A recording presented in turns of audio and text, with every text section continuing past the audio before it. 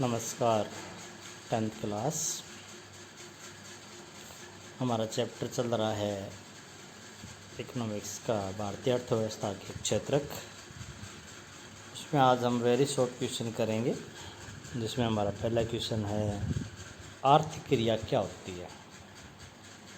तो जिस क्रिया से हमें आय प्राप्त होती है, जो कार्य करने से हमें आय प्राप्त होती है, उसको हम आर्थिक क्रिया कहते हैं। अर्थव्यवस्था क्या होती है? वो आर्थिक प्रणाली जिससे मनुष्य अपनी आजीविका कमाता है। वो आर्थिक प्रणाली जिसके कारण मनुष्य अपनी आजीविका कमाता है, मनुष्य अपना आय प्राप्त करता है, उसको हम अर्थव्यवस्था कहते हैं। प्राथमिक क्षेत्र कौन सा होता है? वो क्षेत्र जिसमें हम प्राकृतिक संसाधनों का प्रयोग करके वस्तुओं का उत्पादन करते हैं। प्राकृतिक संसाधनों का प्रयोग करके वस्तुओं का उत्पादन करते हैं, उसको हम प्राथमिक क्षेत्र कहते हैं। जैसे कृषि है, मत्स्य पालन है, पेड़ पौधे लगाना है, ये सभी प्राथमिक क्षेत्र में आते हैं। दूसरा क्षेत्र क्या होता है? जिसमें एक प्रकार की वस्तु से दूसरी प्रकार की वस्तु बनाना, ये भी कह सकते हैं। या फिर हम ये कहें कि प्राथमिक क्षेत्र से जो उत्पादन हुआ है उससे आगे और उत्पादन करना। जैसे कपास है, प्राथमिक क्षेत्र में उत्पादन हुआ, इससे कपड़े बनाना द्वितीयक क्षेत्र है। यानी कि उद्योग जितने भी हैं, उद्योग सभी द्वितीयक क्षेत्र में आते हैं। तृतीयक क्षेत्र वो क्षेत्र जिसमें सेवाओं का उत्पादन होता है, वस्तुओं का उत्पादन नहीं होता, जिसमें सेवाओं का उत्पादन होता है। जैसे बैंक है, बीमा है, संचार है, परिवहन है। ये क्या करते हैं? तीसरा क्षेत्र पहले और दूसरे के उत्पादन में मदद करते हैं। संकित क्षेत्र सकल घरेलू उत्पाद क्या है? किसी देश में एक वर्ष में उत्पादित सभी अंतिम वस्तु और सेवाओं के मूल्य का जोड़। अंतिम वस्तु, ये बात ध्यान रखनी है, अंतिम वस्तु और अंतिम सेवा के मूल्य का जोड़ सकल घरेलू उत्पाद कहलाता है। संकित क्षेत्र कौन सा होता है? ऐसा कार्यस्थान, ऐसा उद्यम जहाँ रोजगार की अवधि नियमित होती है, जहाँ पर लोगों का रोजगार सुनिश्चित होता है, जो सरकार द्वारा पंजीकृत होते हैं, जो सरकार के नियमों का पालन करते हैं, और जहाँ पर मज़दूरों को उचित मजदूरी मिलती है, उसको हम संकित क्षेत्र कहते हैं। असंकित क्षेत्र वो होता है जहाँ ना तो रोजगार नियमित होता, ना लोगों का काम सुनिश्चित होता, ना सरकार के नियमों का वो पालन करते, वो असंकित क्षेत्र होता है। निजी क्षेत्र क्या है? वो क्षेत्र जिस पर किसी व्यक्ति या संस्था जिसका मालिक हो, जिस क्षेत्र का मालिक या कोई व्यक्ति या कोई संस्था है, और वो अपना लाभ कमाने के उद्देश्य से उत्पादन करते हैं, क्योंकि उनका उत्पादन करने का उद्देश्य होता है लाभ कमाना। जैसे हिंदुस्तान लीवर लिमिटेड है, बजाज है, रिलायंस है, टाटा है, ये सभी निजी क्षेत्र के उद्यम हैं। सार्वजनिक क्षेत्र वो क्षेत्र होता है जिसका स्वामित्व सरकार के हाथ में होता है, जिसका मालिक सरकार होती है। उत्पादन करना सरकार का काम है, लेकिन सार्वजनिक क्षेत्र का उद्देश्य लाभ कमाना नहीं होता, समाज का कल्याण करना होता है। अगर उनको उस कार्य में नुकसान भी होता है, घाटा भी होता है, तो भी वो कार्य करते हैं। जैसे भारतीय रेलवे है, भारतीय तेल कॉरपोरेशन है, परिवहन निगम है राज्यों की, तो ये सार्वजनिक क्षेत्र में आते हैं। कौन से क्षेत्र में श्रमिक वस्तुओं का उत्पादन नहीं करते? तीसरा क्षेत्र, क्योंकि तीसरा क्षेत्र सेवाओं का उत्पादन करता है।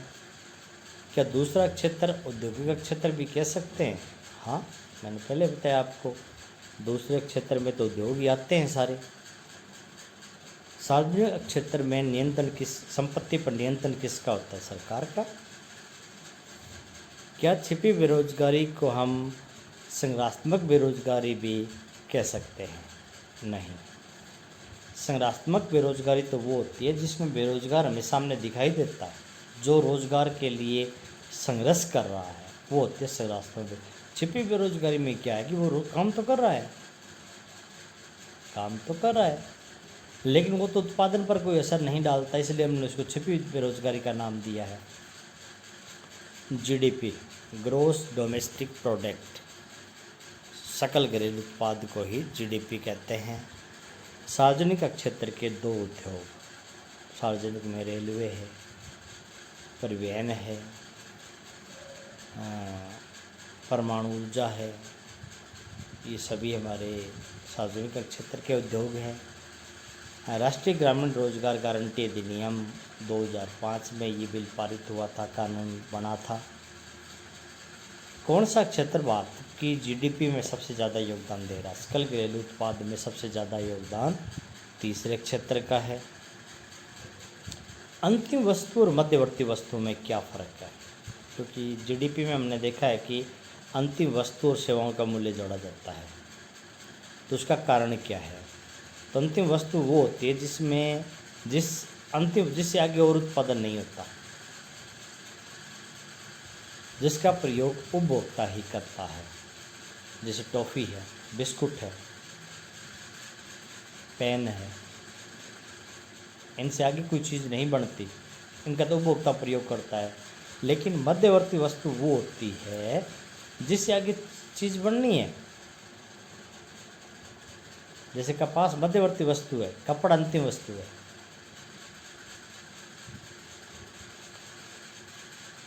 इसीलिए कहता है मध्यवर्ती वस्तु से सामान आगे और बढ़ना होता है। अंतिम वस्तु वो होती है जिसे उपभोक्ता प्रयोग करता है, उससे आगे सामान नहीं बनता, वो अंतिम वस्तु होती है। आगे लघुत्तरी में पहला क्वेश्चन है, तीसरा क्षेत्र कौन सा होता है? और तीसरा क्षेत्र के विकास में सहयोग, ऐसे कौन से कारण हैं कि हमने देखा कि तीसरा क्षेत्र दिन प्रतिदिन बड़ी तरक्की कर रहा है? तो तीसरा क्षेत्र वो होता है जो सेवाएं देता है, सेवाओं का उत्पादन करता है, वस्तुओं का उत्पादन नहीं करता। तीसरा क्षेत्र तो पहले और दूसरे की मदद करता है। बैंक, संचार, व्यापार, परिवहन, ये वस्तु नहीं सेवाओं का उत्पादन करते हैं।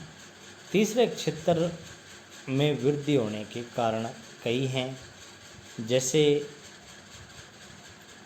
देश में अस्पताल, स्कूल, डाकघर सेवा, थाना, कचहरी, ग्रामीण प्रशासनिक कार्यालय, रक्षा, परिवहन, बैंक, बीमा, तो जनसंख्या बढ़ रही है, इन चीज़ों की मांग बढ़ रही है।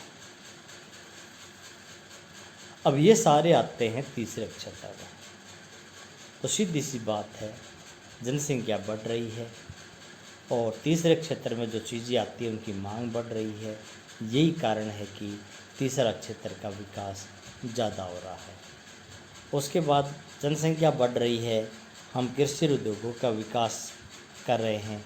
अब कृषि और उद्योगों का विकास होगा तो परिवहन, व्यापार, भंडारण का भी ऑटोमेटिक जुड़े हुए, तीनों एक दूसरे के पूरक है।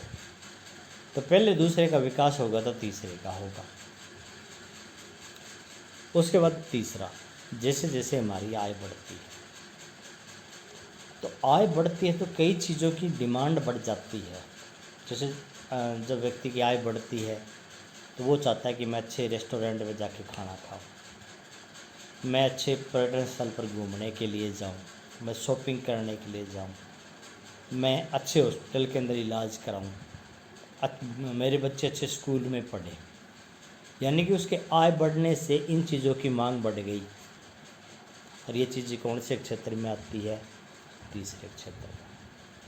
तो लोगों की आय बढ़ रही है, तो तीसरे क्षेत्र वाली चीज़ों की मांग बढ़ रही है। यही कारण है कि तीसरा क्षेत्र दिन प्रतिदिन विकास करता जा रहा है। तो ये आपका काम है, सारे वेरी शॉर्ट क्वेश्चन आप याद करोगे और लिखने का काम है वो आपका क्वेश्चन नंबर जो फर्स्ट है लघुत्तरीय का ये आप राइट करोगे, बाकी सारे क्वेश्चन आप याद करोगे। धन्यवाद।